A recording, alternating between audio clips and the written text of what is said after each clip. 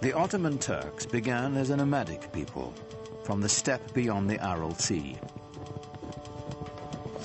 For centuries they had wandered present-day Turkey looking for new pasture lands.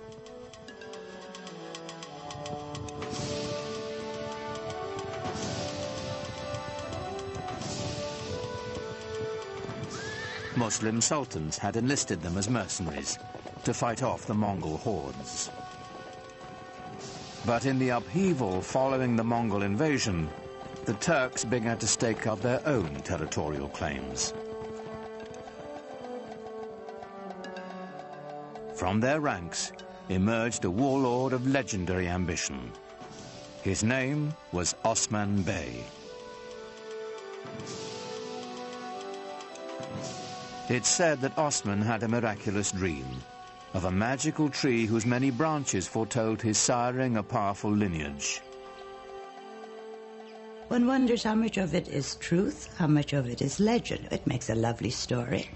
And miracles are always more easy to digest than reality.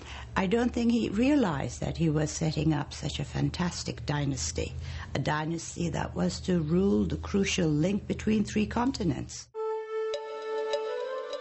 The followers of Osman became known as Ottomans.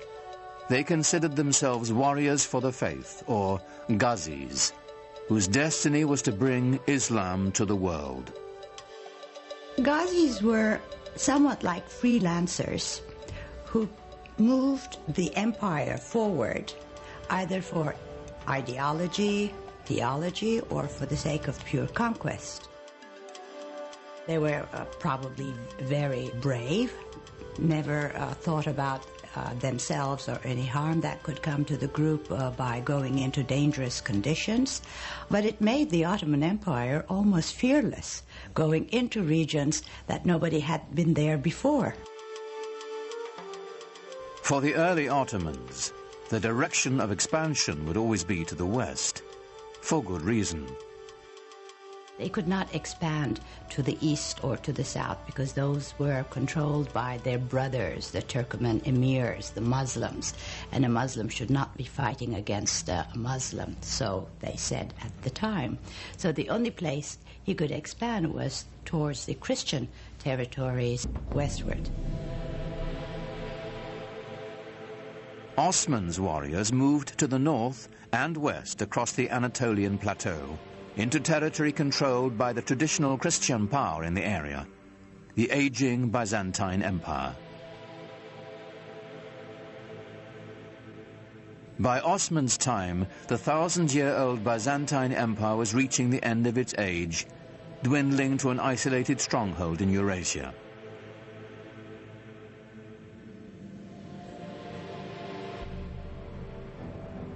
The Crusaders had already wreaked havoc across the region on their way to Jerusalem, sacking the capital city and helping to reduce the once proud Byzantine Empire to a few small warring states.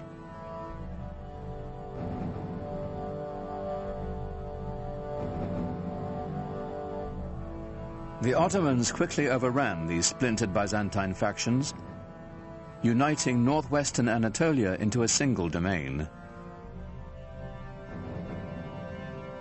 In 1326, the Ottomans took the powerful Byzantine city of Bursa, a victory that would change the character of the Ottoman Turks forever.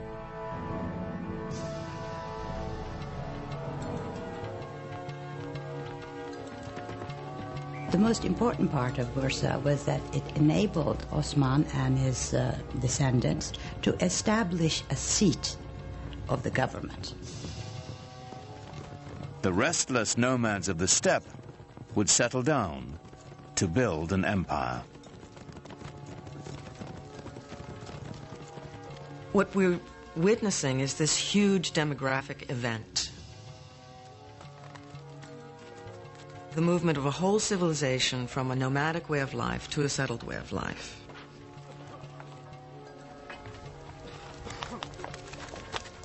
Now, when the Ottomans took Bursa and set it up as their capital, they were very concerned to establish themselves as the rightful standard bearers of Muslim civilization. Civilization meant organization, and the Ottomans set out to manage the vast regions they now controlled. Leaving the Byzantine clerks in place, they began to organize the new empire. First and foremost, taxation and record-keeping. The word bureaucracy has since lost its noble connotations. Yet this was a great innovation, as ambitious as any triumph in battle.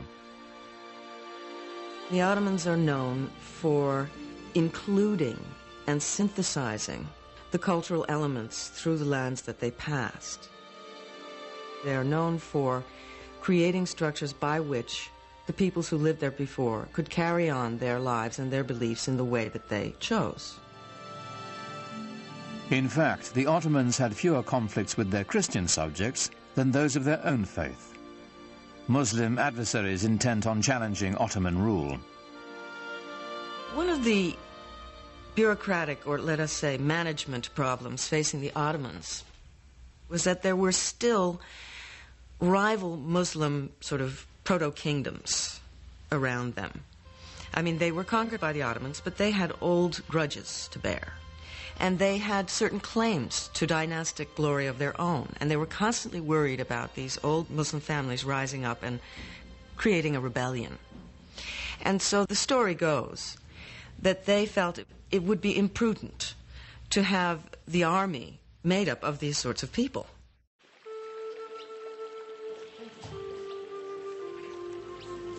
And so they wanted to recruit children who were not connected with any rival Muslim family. And so they went into the Balkans and they recruited primarily Christian children. This practice was called devshirme.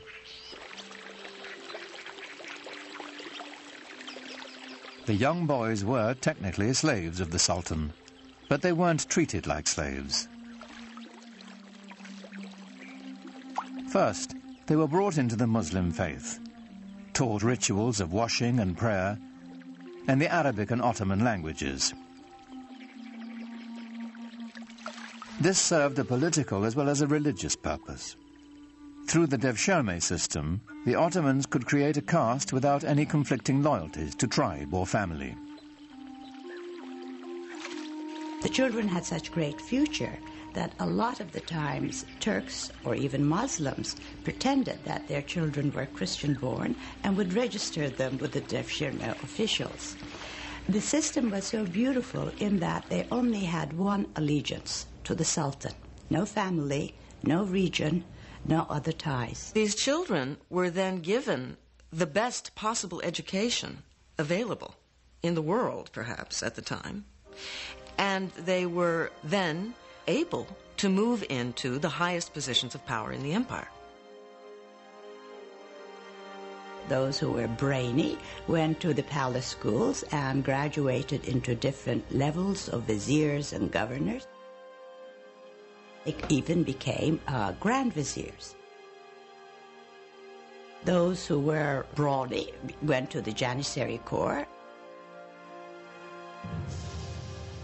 The Janissaries were the Sultan's elite infantry. It was an army that would set the standard for centuries to come. They were the strongest, trained as military machines, no fear of dying, totally fearless, and their only love was to serve the Sultan. They were trained with all the precision and discipline, pomp and circumstance of a modern army. For the first time, an army wore uniforms and went into battle to the accompaniment of a military band.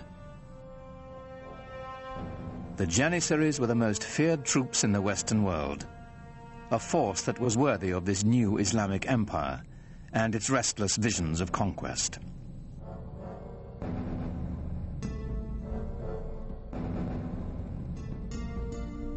By the middle of the 15th century, the Ottoman Empire spread from present-day Turkey known as Anatolia, deep into the Balkans, with one critical exception.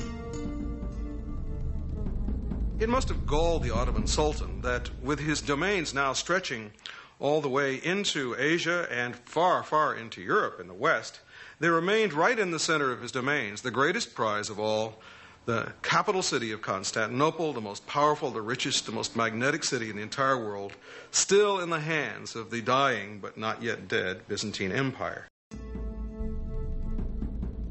To the Ottomans, Constantinople's strategic and economic importance was considerable. Its symbolic significance was even greater. It was the city. There was no other city. If you were going to rule that area, obviously you would rule it from that city.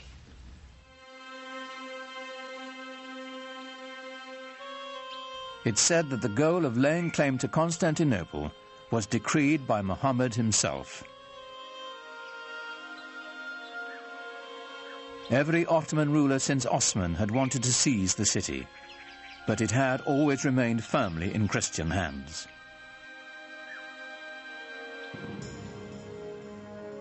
Then a sultan came to power whose dreams of conquest would not be denied. History would honor him as Mehmet, the conqueror. When he assumed the sultanate, he was only 12 years old, but he was already well versed in Ottoman politics. To remove any threat of competition for power, he had his half-brother strangled. The empire always meant everything, more so than the family. In order to stop the empire from splitting, as had happened to other Turkish dynasties ruling the Islamic world, when a young man became sultan upon the death of his father, all the other brothers had to be eliminated. This prevented segmentation of the empire. It may have been cruel, but it worked for the Ottomans. When on the death of his father he finally then took over, it meant an enormous change in the policy and direction of the Ottoman Empire, in the direction of a much greater energy. Mehmet immediately set his sights on the one prize as grand as his ambitions. Mehmet had to conquer Constantinople. There was no other choice. Constantinople was sitting like a perfect gem or a perfect fruit waiting to be picked. By the middle of the 15th century, the city was a shadow of its former self. The population had plummeted from 400,000 to a mere 50,000. But a besieging army would still be at a tremendous disadvantage. Constantinople was surrounded on 3 sides by water and massively fortified. It was encircled by a triple ring of walls nearly 100 feet high and 30 feet thick. And they had already stood for 1,000 years. But Mehmet had an answer for these walls. And part of the military superiority of the Ottomans came from their sophisticated and diverse use of the possibilities of gunpowder. The siege of Constantinople in 1453 under Mehmet the Conqueror saw the first dramatic application of this in the form of huge cannons that had not been seen before, which Mehmet had specially commissioned for the occasion. Earlier cannons had been assembled with strips of forged metal bound with hoops. They fired stone projectiles with little more power than a catapult.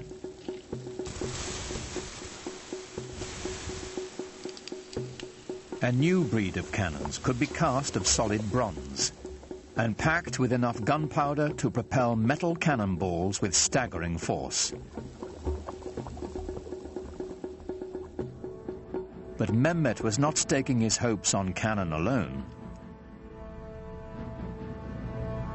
The mile-wide channel of the Bosphorus Strait was all that connected the city to the Black Sea. If he could cut it off, Constantinople would be at his mercy.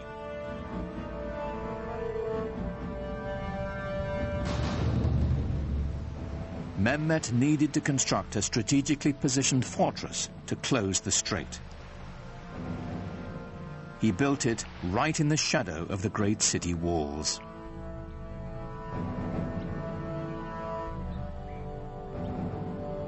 It took less than 4 months to build a massive 7-towered citadel called Rumeli Hisar.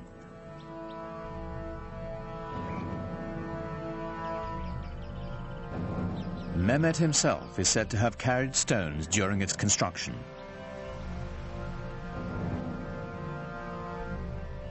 No sooner was it completed than he tightened his noose around the neck of the Bosphorus. The first ship to defy his orders to stop was sunk, its crew decapitated and its captain impaled on the castle walls.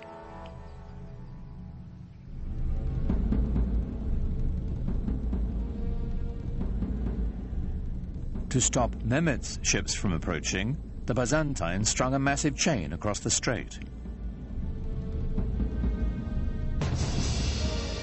On April 22nd, 1453, the besieged city watched in horror as Mehmet's troops hoisted 70 of his ships ashore, sliding them over land on greased planks past the barrier chain.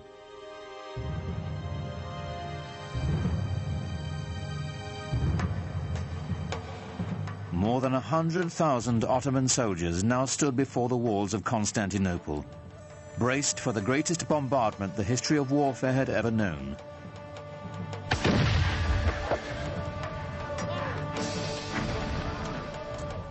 Under relentless fire, the city's 7,000 Christian defenders held out for nearly a month. In desperation, the Byzantines who occupied the city appealed to their fellow Christians across the continent for help. But of course, Europe in the 15th century was completely incapable of mounting any kind of a concerted opposition to the rising Turkish threat in the east.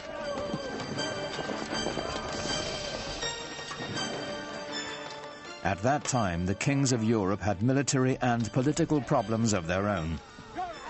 Constantinople would have to fend for itself.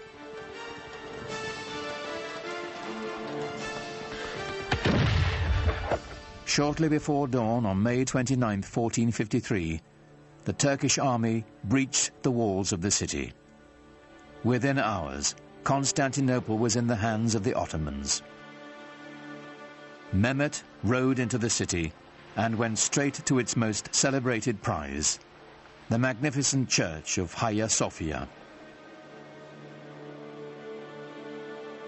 Built by the Emperor Justinian in the 6th century, its name meant the Church of Holy Wisdom. It was the largest enclosed space in the world.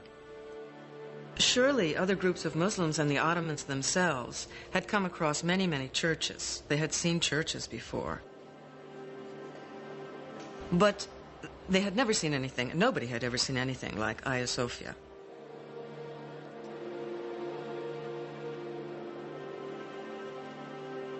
The Hagia Sophia, or Hagia Sophia as it's called in Turkish, was one of the marvels of architecture, marvels of the world. It had the largest and highest dome in history, and it was beautifully embellished with gold mosaics, and the space is incredible. For Mehmet, it was a great booty.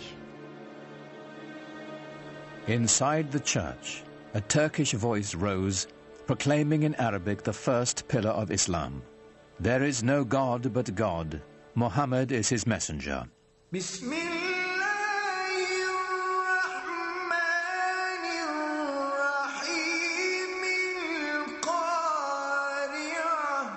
The single greatest church in Christendom was now a mosque.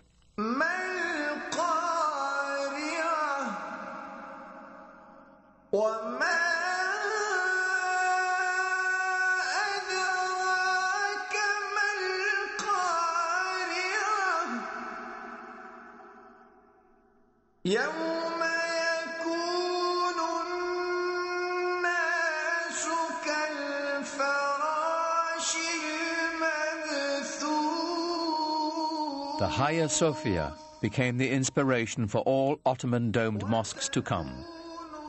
But none would ever match its size and scope, and it belonged to Mehmet the Conqueror.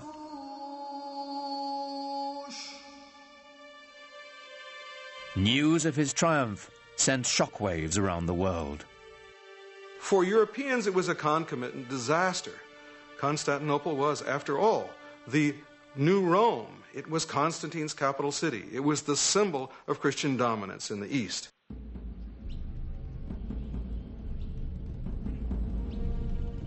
The Ottoman rulers had long stacked up titles for themselves. Khan, which is Turkish for emperor. Shahi Shah, Persian for king of kings. And Sultan, the Arabic word for ruler. But now, with all the former Byzantine Empire under their command, Mehmet and his successors claimed yet another title, Holy Roman Emperor. The Ottomans had reached the gates of the West and were poised to push on towards what they now claimed as their ultimate destiny, the conquest of Europe. That quest would fall to the most legendary sultan of all. He was born at the beginning of the 10th century by the Muslim calendar, and he was the 10th sultan descended from Osman. He was a child of destiny, whose greatness was expected. In the parlance of the day, he was the Sahib Quran, the universal ruler, the master of an auspicious conjunction, whose coming has been foretold, whose identity is confirmed astrologically. His name was Suleiman, after Solomon, the wise king of the Old Testament. The Ottoman Empire would reach its apex under Suleiman's reign. Suleiman was extremely well educated. He was trained to the Sultanate from the day he was born. As a young prince, he formed a relationship that would have a tremendous impact on his life and on the empire as well. And when he was still a crown prince, he also developed a great friendship with a convert, a Greek convert who took the name Ibrahim. The two were very close in age and apparently very close in other ways, personally, intellectually, educated together to a certain extent. And as was common practice, when Suleiman acceded to the throne on the death of his father, he took his faithful Ibrahim with him to Istanbul. Suleiman was 26 when he took the throne, determined to make his mark on the world, as soon as his ministers would let him. In his early years, Suleiman had to contend, for example, with grand viziers and generals who simply refused to obey him, feeling apparently that here was a 26-year-old kid who had never seen very much in the way of action and hadn't done very much to show that people ought to, in fact, obey him. The way to prove his mettle was on the battlefield. Every new sultan was expected to begin his reign by expanding the empire. Ottomans now controlled Kurdistan, Egypt, and the holiest cities of Islam, Mecca and Medina. Suleiman set his sights on Belgrade in Hungary, the stepping stone to Europe. He was the head of the Ottoman dynasty, and he had certain duties to perform. One was conquest, and the first task Suleiman took upon himself a year after he ascended the Ottoman throne was to head towards Belgrade and capture it. Belgrade was very important strategically because it was from there the army could move further on west. A year later, he turned his ambitions on the island of Rhodes. The tiny island was a troublesome outpost of Christianity in an otherwise Ottoman sea. It was also a haven for pirates, preying on Muslim trade ships.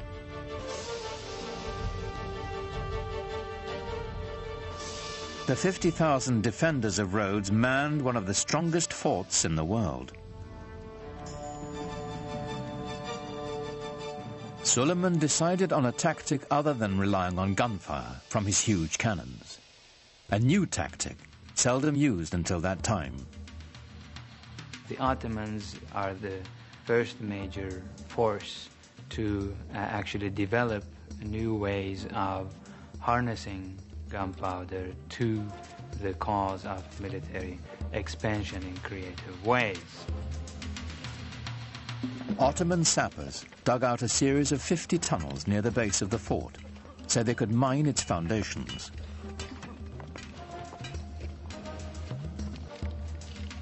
Performing this dangerous work were expendable Christian conscripts from the Balkans.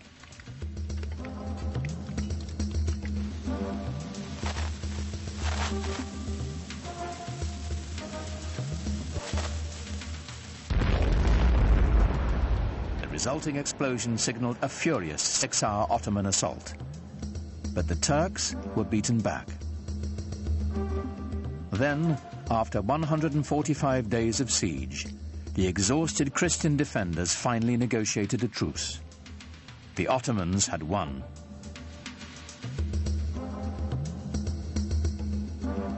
Victory did more than deliver Rhodes to the empire.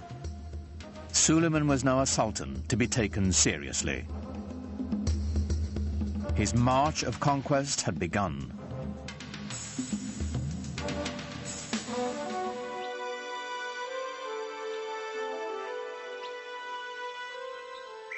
Europe grew to fear the name of Suleiman. But within his own borders, he had another reputation. Islamic history remembers him as Kunan, the lawgiver. Ottomans were really bureaucrats in full sense of the word. They kept every single record, and in order to control the different peoples who participated in the world of the Ottomans, they had to have very carefully sorted out legal systems. Under Suleiman, a single legal system was defined for the sprawling empire. His laws would later become the basis of constitutions for several other nations. Well, Suleiman was the supreme monarch of the area. He was the center of the world.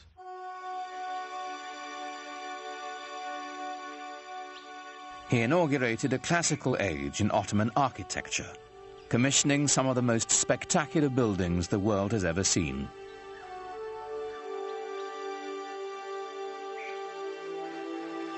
Suleiman was in a unique position of wealth and of consolidation, and he focused his attention on developing monumental architecture to commemorate his great dynasty and himself. Great religious architecture can really give people a sense of what is at the heart of the faith. Grandeur and majesty are the things that come to mind when Muslims think about God. A building that is grand and majestic can immediately remind people of the glory of God. Suleiman's chief architect, Sinon, was a man whose vision perfectly complemented the empire builder.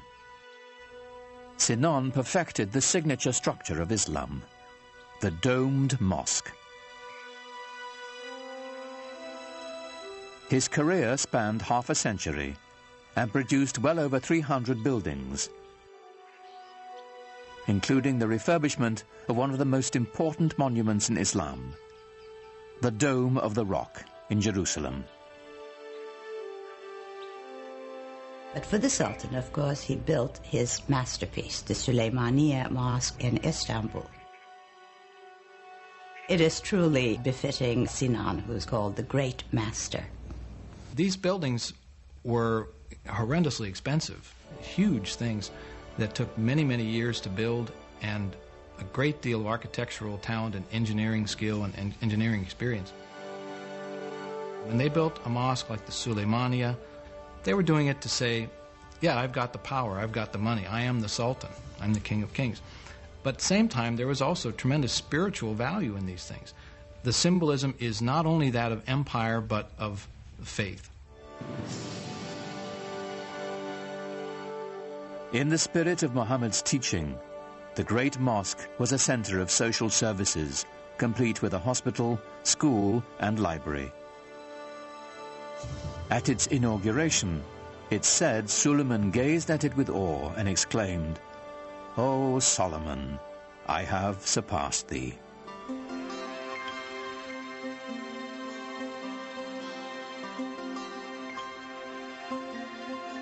No less impressive was Suleiman's palace. Topkapi was both the seat of government and his private dwelling. Suleiman was also a great patron of the arts. And since the empire was very rich, the best artisans were there. So everything started flourishing. The architecture or the arts of his period show the first golden age of the Ottoman world.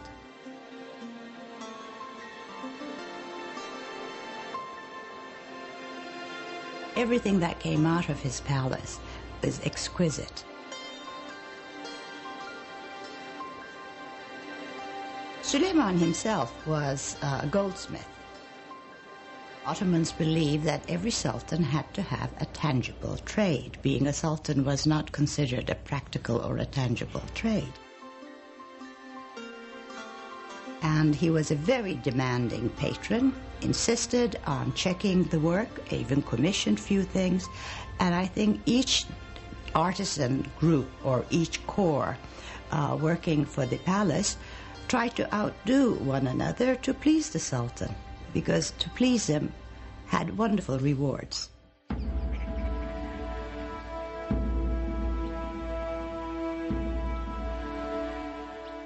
And the Ottomans, of course, exercised quite a lot of influence on the European imagination, and the royal and the political, if you will, ceremony and pomp of the Ottomans was such that it would have humbled any citizen of the known world then.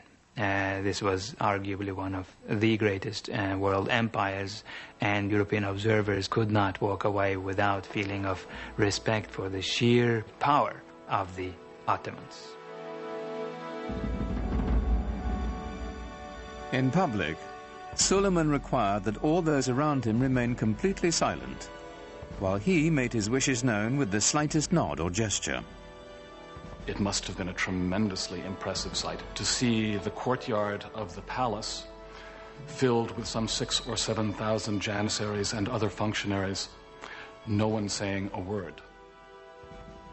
What was going on here was the creation of a sovereignty so mysterious and yet so far-reaching as to be seen as nearly divine. As Suleiman's power grew, his lifelong friend Ibrahim rose in the court structure. And Ibrahim Pasha, who became a Pasha later on, became his devoted Grand Vizier. In fact, Ibrahim married his sister. So they were not only good friends, they were also related.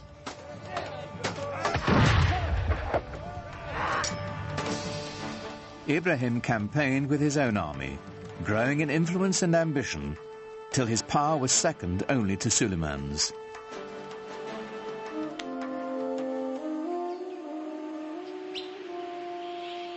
But for power and ambition, the secret world of the Sultan's harem had no equal.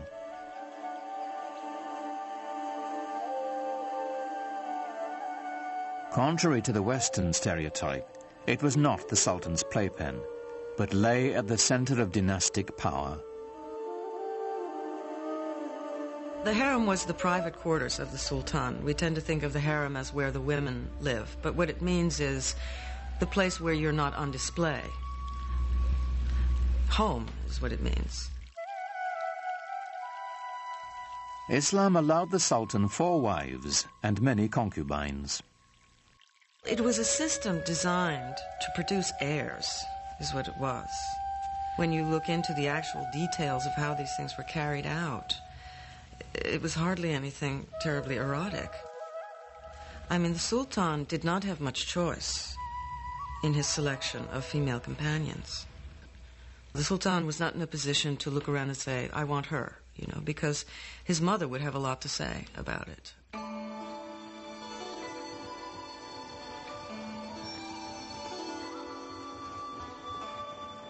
With his first wife, Suleiman had a son and heir, Mustafa. But while he was in his mid-30s, the Sultan fell deeply in love with a Slavic slave girl named Harem.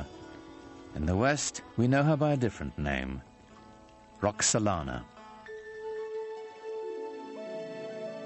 Roxolana would bear him a rival heir and become Suleiman's most trusted confidant.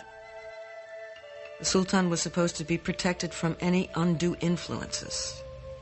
He was supposed to be protected from any rivals. And in a way, this creates a vacuum around his person into which the harem life can enter. And so the fact that he was so protected works in a funny way to expose him to the influence of his female companions with whom he spent so much time. And there were tremendously intelligent and ambitious women around him, Roxolana being the most famous of all. Suleiman is a complex character, a man that we know from his own life was capable of the tenderest emotions, both toward his male friends and especially toward the great love of his life, his wife Hürrem Sultan, and toward his family as well. He had a number of extremely talented sons on whom he lavished a great deal of affection. Suleiman groomed his firstborn son Mustafa for power. In the Ottoman tradition, the young prince entered the military and quickly won recognition as a talented general. Mustafa was clearly the heir apparent. For Suleiman, the future of his empire seemed limitless. I am God's slave and sultan of this world, Suleiman would carve on a conquered fortress. I am Suleiman, in whose name the Friday sermon is read in Mecca and Medina. In Baghdad, I am the Shah. In the Byzantine realms, I am the Caesar. And in Egypt, the Sultan. He, of course, at the height of his powers, clearly saw himself as dwarfing all his rivals, perhaps rightly so. One of Suleiman's greatest rivals was to the east, the empire of the Persian Safavids. This was a Muslim enemy whose rival creed made them fierce antagonists of the Ottomans for centuries. The Safavids were also Turkic in their ethnic origins, and indeed spoke Turkish as a language of daily life. But they were moving into the Muslim world, unlike the Ottomans who were moving into the West. So for the Ottoman Empire, they formed sort of the boundaries, the easternmost boundaries of the Ottoman realm.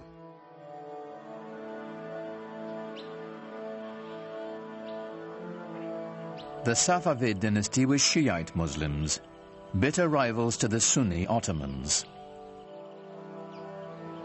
According to the Shiites, a leader had to be designated by his predecessor and had to be of the family of Muhammad. According to the Sunni view, it was not designation that was necessary, and a person could be a leader of the community without being a direct descendant of Muhammad. This challenge to legitimacy is the basis of the Shiite-Sunni split, a bitter division that still separates the Muslim world to this day.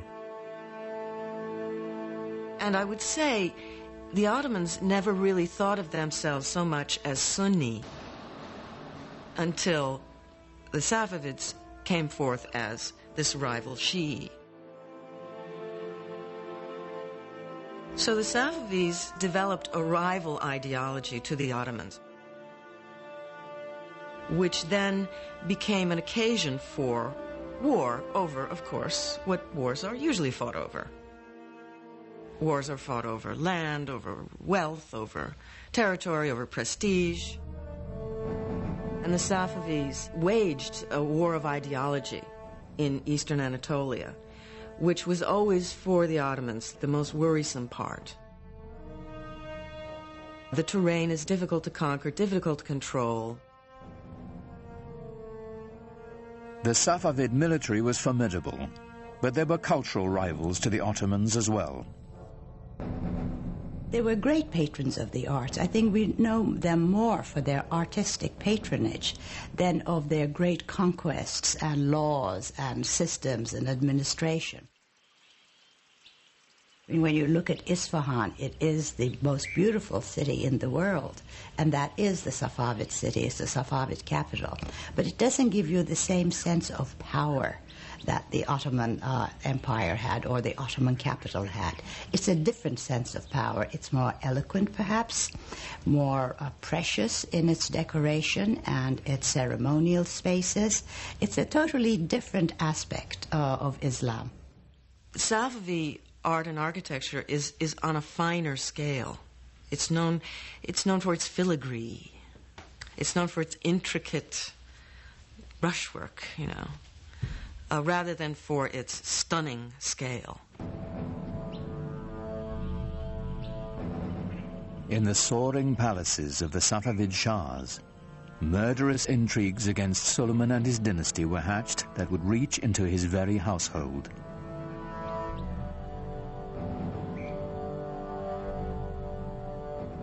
But Suleiman's eyes were on the west, where a fragmented and vulnerable Europe awaited his conquest.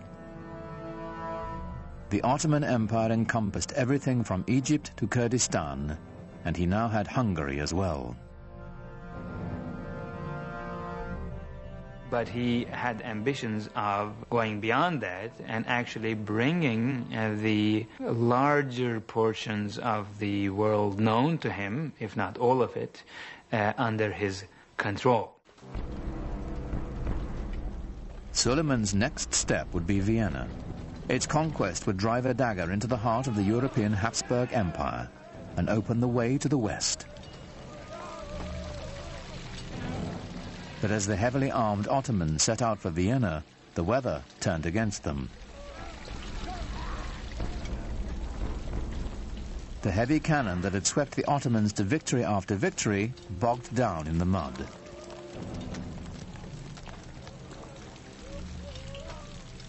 Suleiman had to move on without them.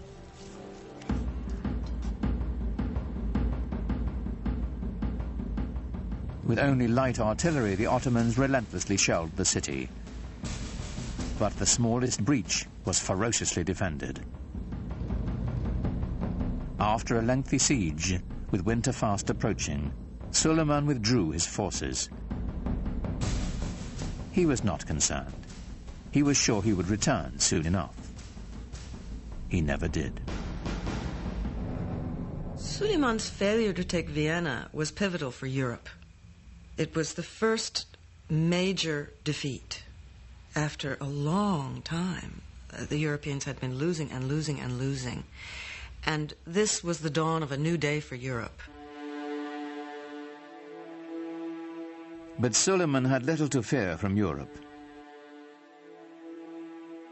Rival Muslim Safavids and his own family would bring the cruelest of sorrows to the Sultan, and ultimately to his empire as well.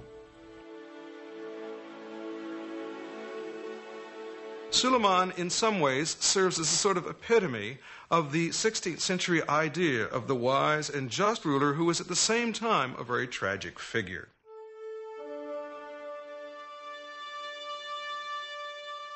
In the power-laden world of the Sultan's household, the intrigues never ceased.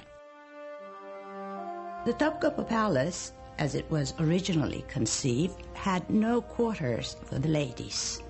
The women lived in what was called the Old Palace, But Hurram always complained about her husband, as most wives would, spending too many days and months campaigning outside the capital.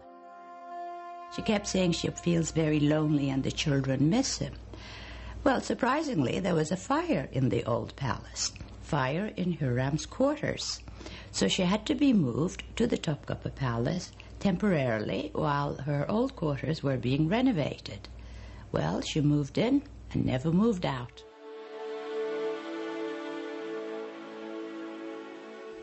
Now Hurrem was at the center of power, promoting her own son as heir apparent and immersing herself in a web of deadly gossip and suspicion. She was incredibly devoted to her husband, and any threat to Suleiman was a threat to her, and she had to get rid of it. The first threat came from Ibrahim Pasha, who assumed titles that were only given to sultans. So Hurram knew something was going to happen eventually, and to protect the empire and the dynasty, Ibrahim Pasha had to go. On March 15th, 1536, Suleiman and Ibrahim Pasha dined together, as was their custom. In the morning, Ibrahim's body was found, strangled.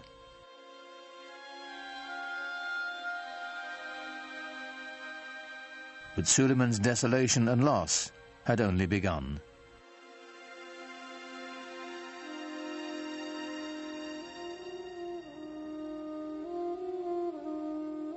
A few years after Ibrahim's death, Hurrem claimed to have uncovered a plot to overthrow Suleiman, devised with Safavid help by his beloved firstborn son and heir, Mustafa.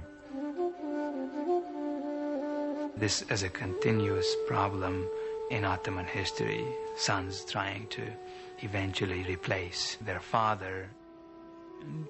This happens in monarchies. Succession could become a problem, and it was an acute problem, and Suleiman had his share of it and perhaps did not always play his hands right. Without hesitation, Suleiman ordered Mustafa's execution, then sat by the young man's body for days, refusing to allow anyone to touch him. The best hope for the empire's future was dead.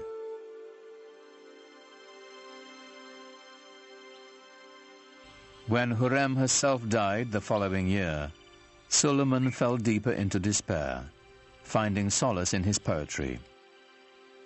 Most of the poetry, I think, was written after he lost his wife, since he talks about the loneliness of being in office, that he has nobody left anymore, and he's dying to join her. Even if your reign on the imperial throne seems everlasting, don't be taken in. One day a hostile wind will blow and bring to your land of beauty heaven's misfortune and deepest suffering. In all his loneliness, there was only one refuge for the Sultan whose power, like his sorrow, seemed limitless. He returned to the field of battle, to the work of conquest. He personally led 13 campaigns. The last one was at Szigetvar, which is in Hungary now. I think he knew that this was going to be his last campaign. He personally led it, knowing that he would not come back alive. In 1561, the man who had ruled the empire longer than any other died in his grand war pavilion, surrounded by his generals. He was 67. No Ottoman Sultan would ever achieve his greatness again. The nexus of world power would move from the Mediterranean Sea to the Atlantic Ocean and the New World, slowly leaving the Ottomans behind.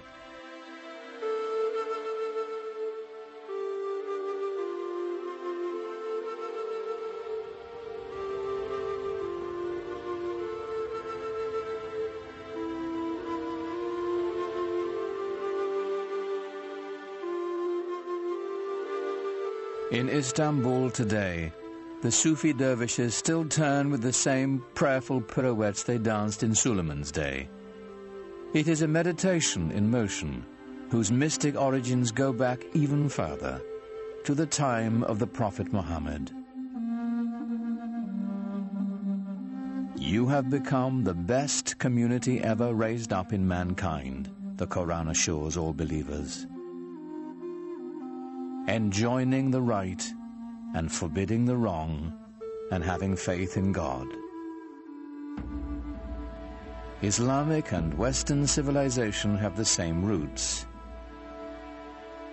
Their dawning in the Fertile Crescent, the monotheism of the Jews and Christians, the classical intellectual culture of the ancient Greeks. The two traditions are kindred spirits, alike, yet very different. Islam's legacy is intertwined with the West's, and to the billions of Muslims who make it the second largest religion in the world, it is a living legacy. An elemental part of the great human venture that is world civilization.